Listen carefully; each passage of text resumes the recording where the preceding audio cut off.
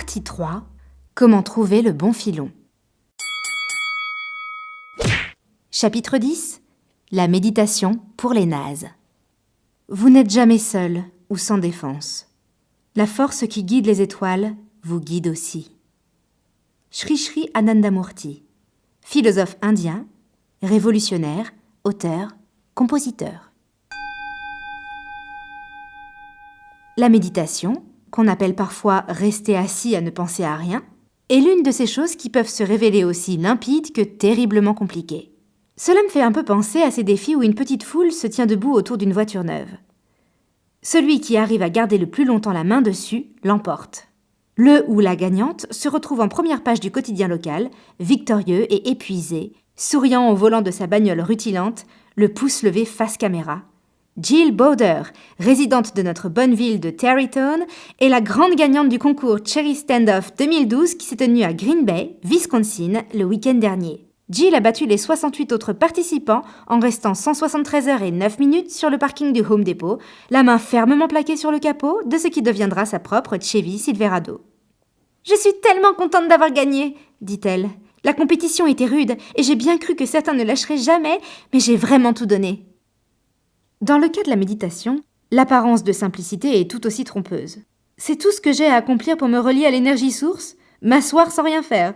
Ça ne peut pas être aussi facile. Eh bien, si et non. C'est pourquoi on dit que la méditation est une pratique. Se taire et méditer ne serait-ce que 5 minutes, commencer à prendre conscience des pensées qui assaillent votre cerveau, c'est très éclairant. Si vous êtes normal, la plupart de vos pensées sont à peu près aussi passionnantes que le spectacle d'une bande d'enfants de 2 ans en train de se battre pour un biberon. Votre objectif est donc de chasser ce bavardage de votre esprit pour retrouver votre lien à l'énergie source et écouter plutôt votre guide intérieur. Je vais vous exposer les clés d'une méditation réussie, mais d'abord, j'aimerais vous encourager à commencer en bas de l'échelle et à gravir les échelons petit à petit. Commencez par méditer 5 à 10 minutes par jour au début. Et allongez la durée au fur et à mesure que diminuera votre agitation.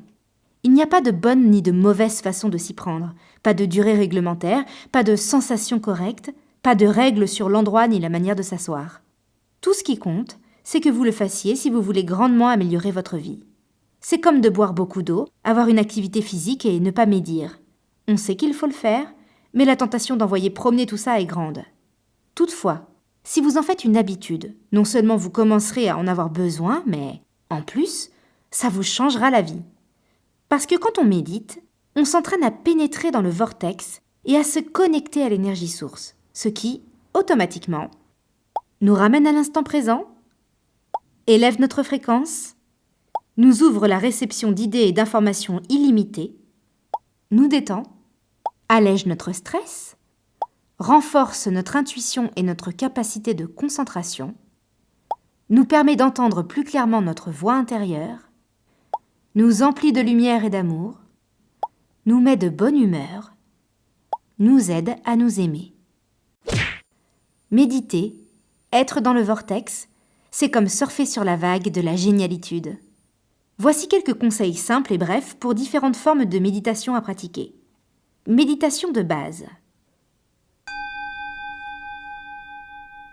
Asseyez-vous confortablement par terre, jambes croisées ou sur une chaise, les mains sur les genoux ou sur les cuisses. Tenez-vous bien droit et relâchez les muscles de votre visage, particulièrement le front et la mâchoire. Fermez les yeux, ou si cela vous aide à vous concentrer et à rester éveillé, gardez-les ouverts et fixez le sol, sans forcer, à 1 mètre de vous. Concentrez-vous sur votre respiration. Prenez conscience de l'entrée et de la sortie de l'air dans votre corps. Inutile de respirer d'une façon particulière. Concentrez-vous simplement dessus. Laissez disparaître tout ce qui vous passe par la tête et concentrez-vous sur votre respiration. Gardez l'esprit aussi vide et aussi clair que possible, mais restez attentif à toute intuition fulgurante qui vous viendrait, ou pas. Tada! C'est tout. Options et suggestions. Petit 1. Mettez un réveil. Vous aurez assez de distractions comme ça pour ne pas en plus vérifier toutes les 30 secondes l'heure qu'il est. Petit 2, allumez une bougie et concentrez-vous dessus. Parfois, avoir un endroit où poser ses yeux pourra vous aider à vous reconcentrer et à pénétrer dans la zone. Asseyez-vous face à une bougie posée sur le sol pendant que vous méditez et voyez si ça marche. Petit 3, imaginez un grand rayon de lumière tombant du ciel, se posant au sommet de votre crâne et traversant tout votre corps pour ressortir vers le bas afin de rejoindre le ciel, formant un grand cercle. J'ai parfois plus de facilité à me concentrer là-dessus que sur le truc classique de la respiration. En plus, ça me remplit d'énergie et de lumière et j'ai davantage l'impression d'être relié à l'énergie source. Petit 4, servez-vous d'un mantra. Parfois, quand les écureuils font trop de raffus dans ma tête, j'utilise un mantra pour les en chasser. Je me répète un mot ou une phrase comme « amour » ou « merci » ou « oui, s'il vous plaît » ou « plutôt neutre et qui me fait me sentir bien. Mais j'imagine que vous pouvez choisir entre côtes si c'est plus votre truc. Petit 5, essayez de méditer au réveil, pour ne pas être déconcentré par les affaires du jour. Vous serez aussi plus connecté, à peine sorti du sommeil.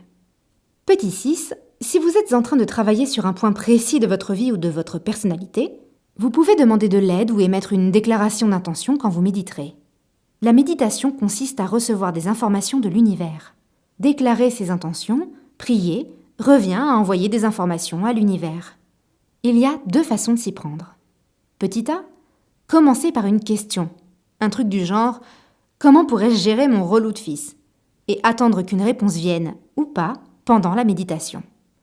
Petit B, méditez d'abord, lâchez les vannes, videz son esprit, puis posez sa question dans cet espace de clarté et de lien pour voir, ou pas, si quelque chose vient. Méditation guidée. On ne compte plus les CD et DVD produits par des hippies ou autres gourous ces dernières décennies pour vous aider dans votre méditation. Je vous suggère d'opter pour ce genre de parcours fléché au début, du moins si vous avez du mal à soumettre votre esprit à cette discipline. Ce sont de bonnes béquilles pour débutants, et j'en use toujours à l'occasion, surtout si j'ai besoin de me concentrer sur une chose en particulier. Il y a aussi un nombre incalculable de centres de méditation un peu partout. C'est très agréable de méditer en groupe une fois de temps en temps. Il y a vraiment moyen de se nourrir de cette énergie et de trouver la discipline nécessaire pour rester assis sur de longues durées. Cherchez les centres de méditation et les ashrams proches de chez vous. Les centres de yoga proposent aussi parfois des méditations dirigées. Chantez, chantez soir et matin. Le chant est un excellent moyen d'entrer en état méditatif. Vous pouvez répéter tout haut un mantra, encore et encore, seul ou, si vous préférez ne pas courir le risque du ridicule, en groupe dans le cadre d'un cours de méditation kirtan. Ce type de méditation repose sur des chorales de mantras sanscrits ou de chants liturgiques. Les centres de méditation ou de yoga proposent souvent des cours. Renseignez-vous aussi sur la méditation transcendantale, dans laquelle on s'assoit et on répète des mantras 2 fois par jour pendant 20 minutes à peu près. J'ai vécu des expériences assez profondes par la méditation. J'ai vu les murs fondre autour de moi, je me suis sentie flotter, en lévitation. J'ai ressenti un état d'euphorie tel qu'il en était presque douloureux. Mais j'ai aussi vécu des expériences extrêmement superficielles. Je me suis endormie, j'ai passé toute une séance à me tortiller en pensant à ce que j'allais préparer pour le déjeuner, et puis je suis entrée dans la zone et j'ai pensé « Mortel ! Je suis dans la zone !» Ce qui m'en a fait sortir instantanément. L'important, c'est de s'y tenir. Même si vous n'atteignez la zone qu'1 minute, en plusieurs fois, au cours des 30 minutes que vous venez de passer assis, cela finira par faire une grosse différence dans votre vie. La méditation est selon moi encore plus essentielle à l'homme maintenant que toute cette technologie est à portée de nos doigts, que la distraction est devenue un mode de vie. Je pense que nous devenons, en tant qu'espèce, de plus en plus conscients.